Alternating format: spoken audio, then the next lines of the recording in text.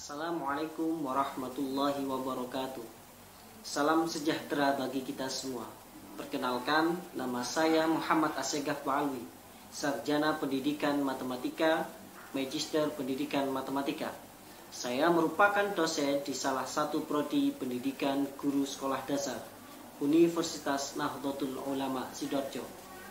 Dalam kesempatan kali ini, saya akan memaparkan mata kuliah yang saya ampu di prodi pendidikan guru sekolah dasar, yaitu statistika.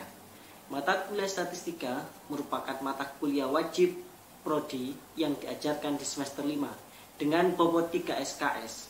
Diharapkan dalam mata kuliah ini, mahasiswa dapat memahami dan menerapkan beragam teknik statistika untuk mengolah data kuantitatif dan melaksanakan penelitian dalam mengembangkan profesinya sebagai guru sekolah dasar.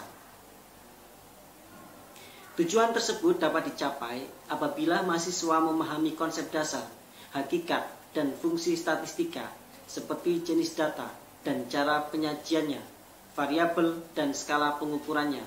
Untuk kepentingan penelitian, tujuan tersebut dapat dicapai apabila mahasiswa menguasai kemampuan mengolah data dan menggunakan berbagai teknik analisis, baik statistik deskriptif maupun inferensial, parametrik maupun non-parametrik, dan praktik pada data komputer menggunakan software yang relevan.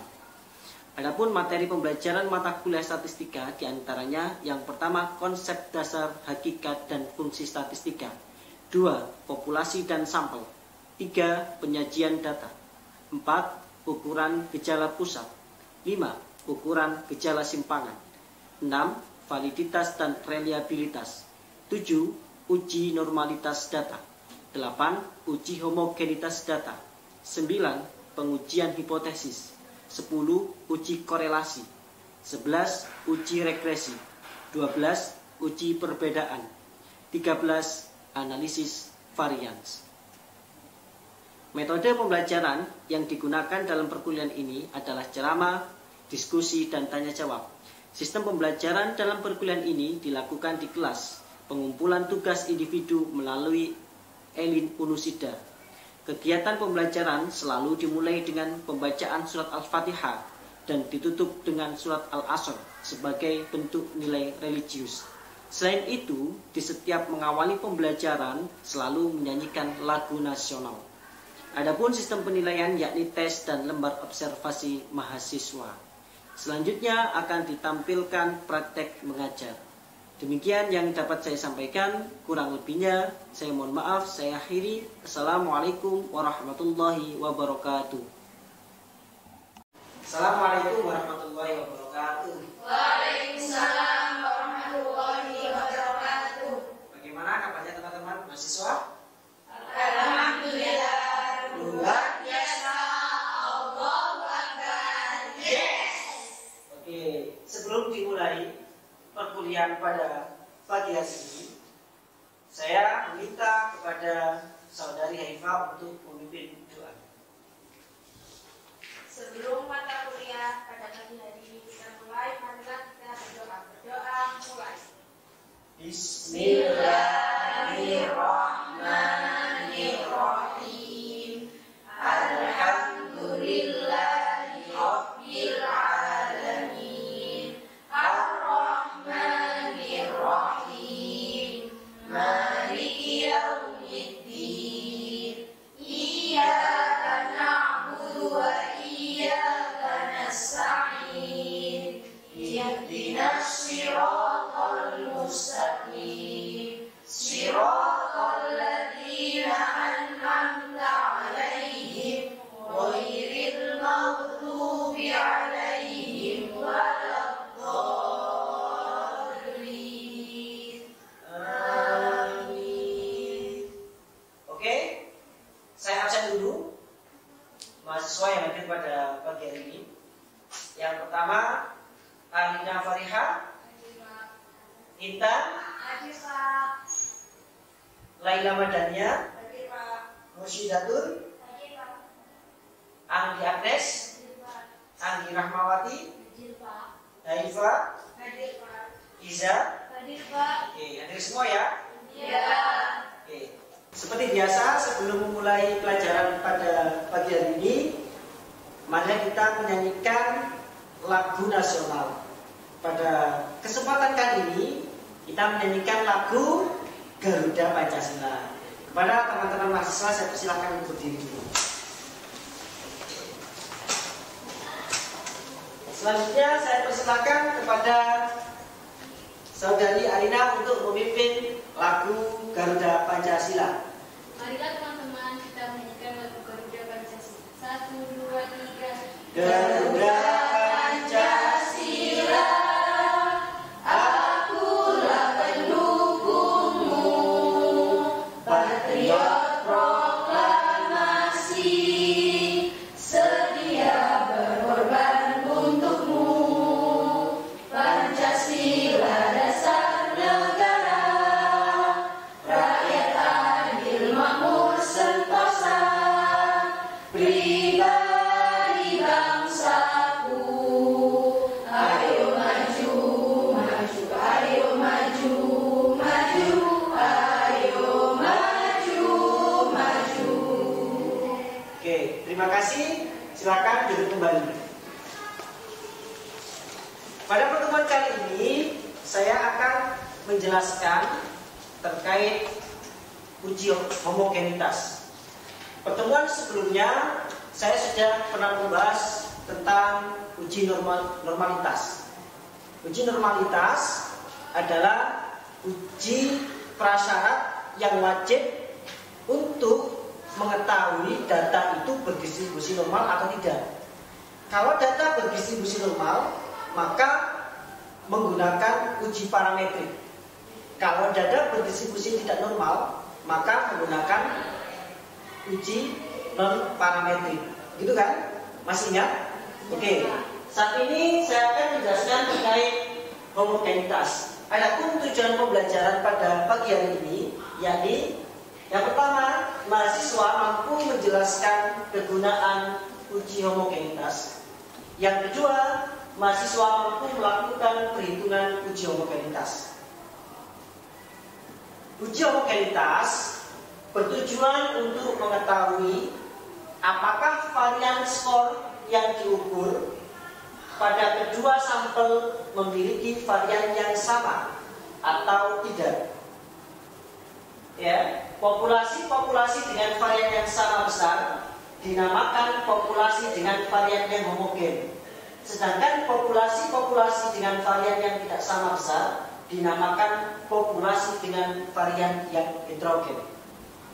Misalkan suatu metode pembelajaran jika diberikan kepada kelompok siswa,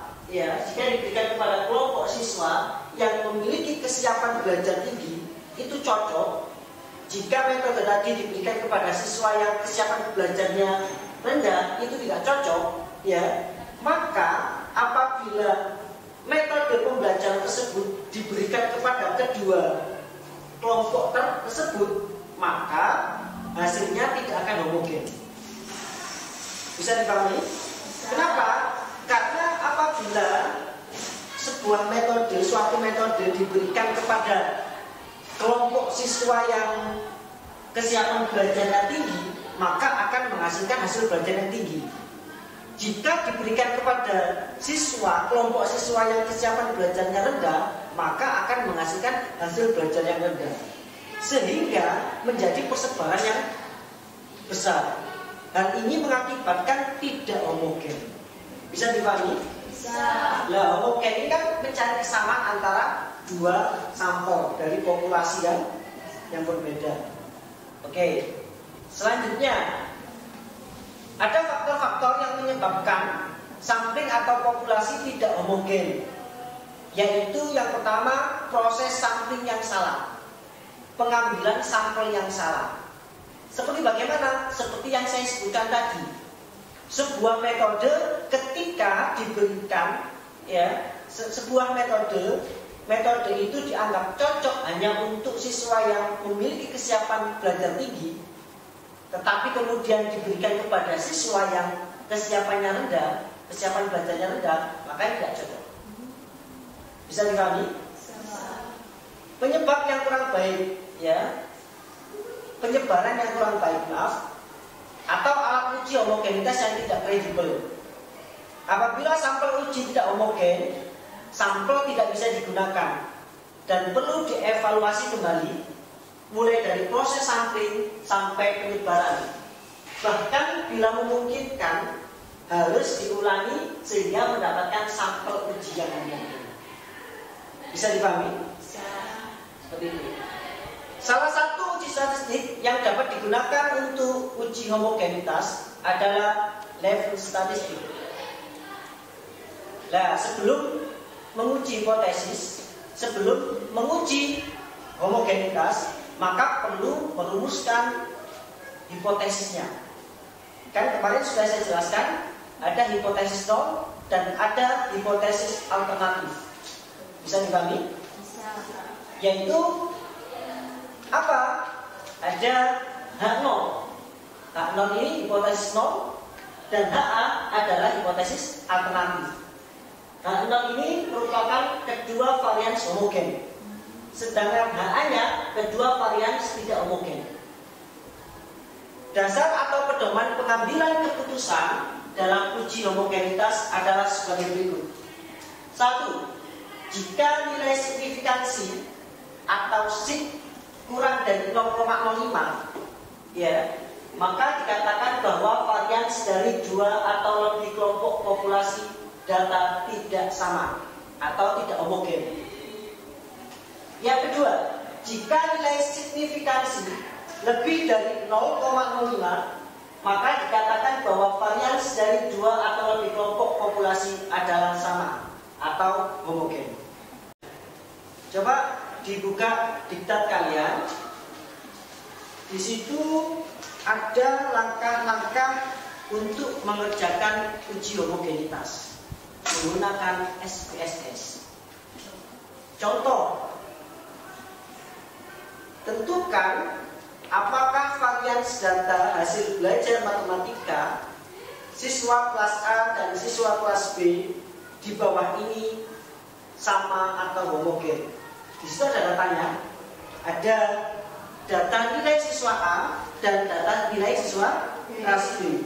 Nah, untuk menghitung uji homogenitas dengan SPSS, maka terlebih dahulu perlu membuat pengkodean, ya. Perlu membuat pengkodean pada hasil belajar siswa kelas A dan siswa kelas B. Oke, di sini sudah ada datanya, ya, terkait hasil belajar siswa kelas A dan siswa kelas B. Ya, nah dari sini masuk ke SPSS, ya, masuk ke SPSS. Pertama hasil, ya, hasil diberi nama hasil. Ya, kemudian yang kedua beri nama kelas, ya, kemudian desimalnya 0 seperti biasa, seperti saya mengajarkan kepada kalian terkait uji normalitas. Saya anggap sampean sudah paham terkait variabel view-nya. Tetapi di sini value untuk kelas, ya, value untuk kelas yaitu, coba dibuka dulu, ya. Kan ada kelas A dan kelas B. Apakah kelas A dan kelas B itu homogen? Maka di sini value kelas A dulu, ya. Saya kasih kode 1. 1 ini untuk kelas A. 1 ini untuk kelas A. Ya. Kemudian kita add di sini. Lakukan langkah itu untuk pengkodean yang kedua. 2 untuk kelas B, ya, 2 untuk kelas B, sama juga. Kemudian oke. Nah, ini bisa dipahami? Bisa. Ada yang ditanyakan terkait pengisian variabel view? Tidak, Pak. Tidak ada. Jangan lupa di sini buat scale dan di sini nominal. Kalau data sudah terisi, maka kita buka data view, ya. Kita buka data view, ya. Akhirnya muncul di sini hasil, kemudian di sini kelas. Paham? Di sini hasil, di sini kelas. Seperti itu. Maka masukkan hasil belajar yang sudah diketik di Excel, ya, kelas A. Jadi kelas A kan ini kelas A. Kita copy pastekan. Kelas A kita copy paste, ya. Kita copy paste. Sini, Ctrl V. Begitu juga dengan, nah ini kita terus dulu kelasnya. Berarti apa tadi? 1 ya? Iya. Pengkodenya 1 kan? Iya. 1. Kita tulis 1 semua. Ya. Kemudian sekarang masukkan hasil belajar kelas B. Di mana? Di bawahnya sini. Bisa dipahami? Bisa. Oke. Masukkan data hasil belajar kelas B. Ini kelas B, kita copy paste.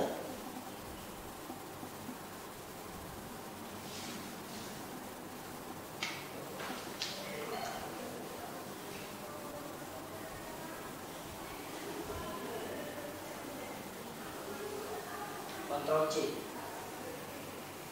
Pastekan di sini. Ctrl V. Oke. Ini tadi kan kelas B. 2. Pengkodenya adalah 2 kan?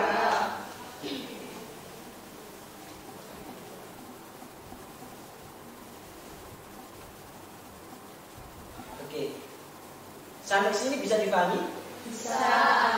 Selanjutnya pada menu, ya, klik Analyze. Klik Analyze, ya. Setelah itu klik Compare Main, ya.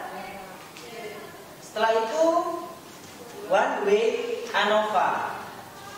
One Way ANOVA. Klik One Way ANOVA. Nah, untuk hasil belajar matematika, sampean masukkan ke dependent list. Nah ini, ya. Untuk kelas ini masukkan ke faktor. Masukkan ke faktor. Bisa dipahami sampai sini? Bisa. Setelah itu klik option, ya. Setelah itu klik option.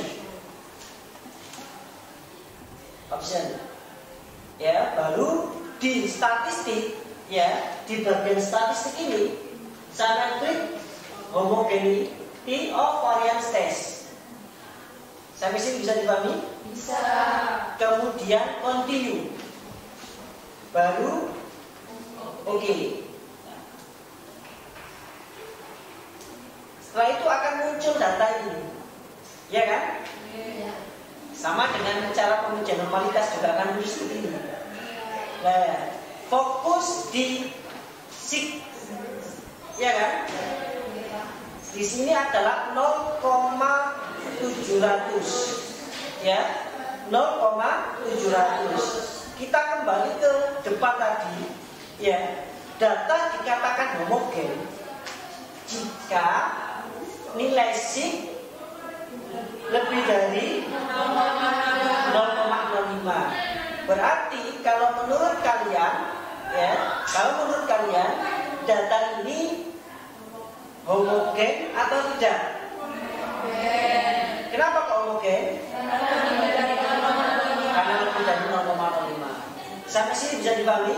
Bisa. Oke. Selanjutnya di diktat itu ada latihan, ya. Ada 2 soal untuk materi ini. Silahkan kalian diskusikan.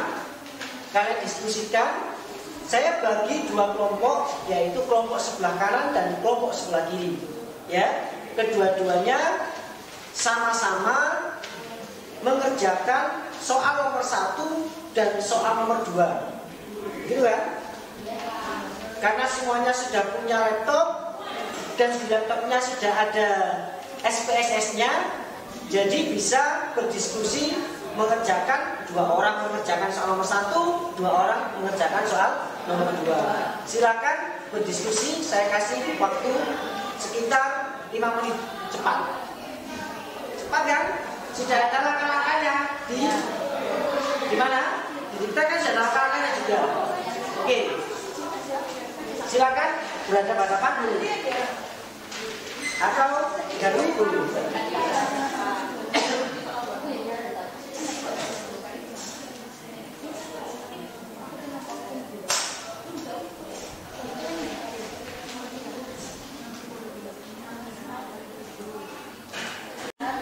Homogen apa tidak? Homogen. Homogen. Ya, terus.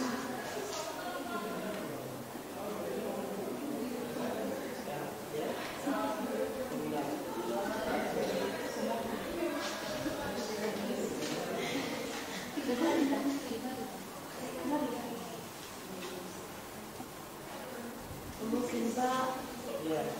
Sudah? Datanya gimana?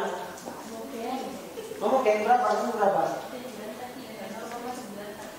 0,943. Mana hasilnya? 0,943. Coba.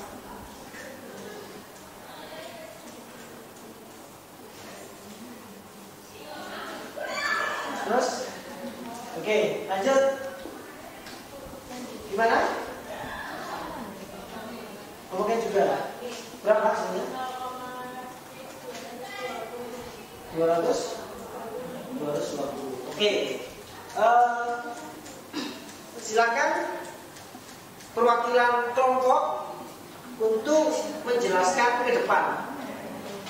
Kelompok sebelah kanan, saya persilakan Halifa untuk menyampaikan nomor 1. Oke, Halifa nomor 1 silakan. Ini di depan. Oke, kesempatan kali ini Halifa akan menyampaikan soal nomor 1. Apakah soal nomor 1 itu homogen atau tidak? Bisa dipahami? Bisa. Coba dibaca kan soalnya.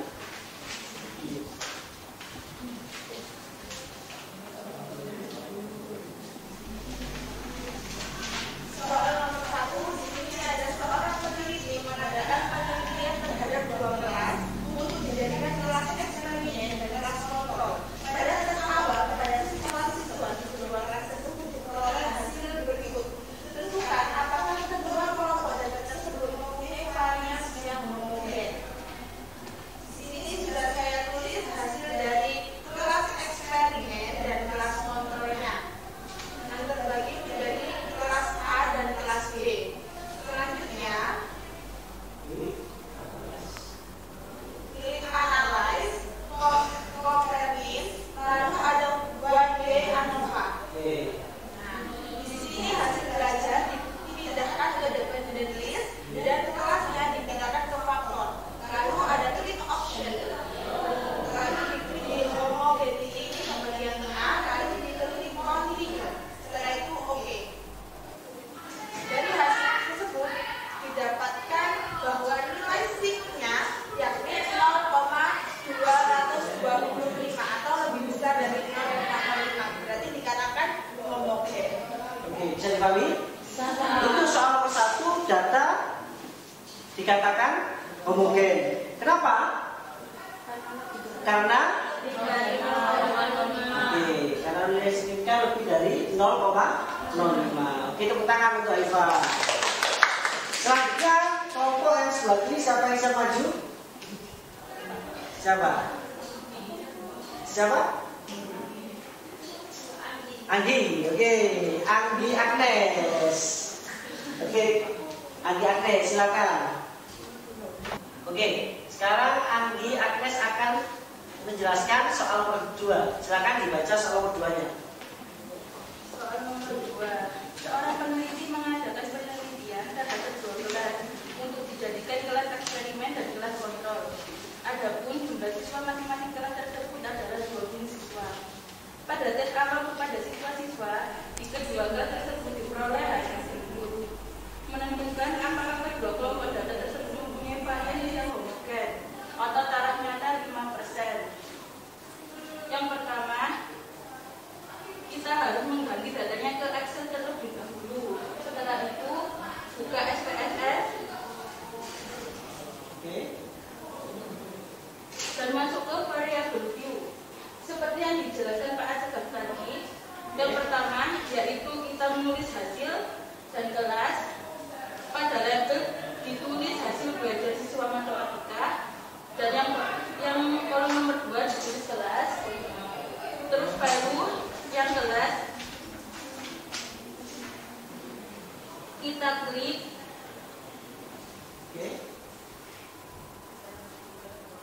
Kita tulis seperti yang dikatakan Pak Asegaf, yang value kita tulis angka 1, label kita tulis kelas eksperimen. Terus add on. Dilanjut ke OK, setelahnya kita masukkan data yang kita klik di Excel tadi melalui data view. Hasil kita tulis dengan kelas eksperimen dan kelas 1. Sedangkan hasil kontrol kita tulis di bawahnya. Lalu setelahnya kita ganti menjadi 2. Selanjutnya klik analyze. Compare means.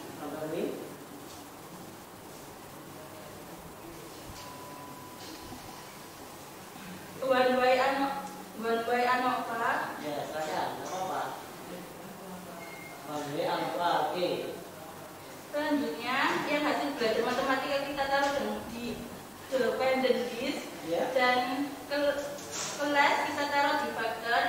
Selanjutnya option, tentang yang homogeneity of variance test, lalu continue, lalu OK. Hasilnya menunjukkan 0,943 lebih besar dari 0,05 dinyatakan homogen. Berarti datanya homogen. Bisa? Bisa. Untuk menghitung uji homogenitas menggunakan SPSS? Bisa. Oke, tepuk tangan dulu untuk apa? Oke. Ini vektornya hitam. Ya, hitam. Oke, teman-teman semua paham? Paham. Bisa untuk menghitung uji homogenitas? Bisa. Oke. Saya ulang lagi ya. Uji homogenitas bertujuan untuk mengetahui apakah varian skor yang diukur pada kedua sampel memiliki varian yang sama atau tidak. Bisa dipahami? Bisa. Oke. Untuk pertemuan selanjutnya kita akan membahas terkait uji hipotesis. Ya, tetap semangat ya dalam belajar, tetap membawa laptop karena kita akan melakukan uji hipotesis menggunakan SPSS lagi. Bisa dipahami? Bisa. Oke teman-teman, sebagai latihan di rumah tolong dikerjakan soal nomor 3. Kemudian jawaban dikumpulkan melalui Elin Unusida. Oke? Sebelum kita tutup pertemuan pada pagi hari ini, saya persilahkan kepada Iza untuk memimpin doa pulang dengan bacaan surat Al-Asr. Kepada Iza saya persilahkan. Baik, untuk mengakhiri pembelajaran pada pagi ini, mari kita berdoa dengan membaca surat Al-Asr bersama berdoa mulai. Bismillahirrahmanirrahim. Wal 'asri innal insana lafi khusrin illa alladziina amanu wa 'amilus shalihati wa tawassaw bil haqqi wa tawassaw bis sabr. Shadaqallahul adzim. Oke teman-teman, kita berjumpa lagi minggu depan dalam keadaan sehat semuanya. Kurang lebihnya saya mohon maaf. Saya akhiri. Assalamualaikum warahmatullahi wabarakatuh.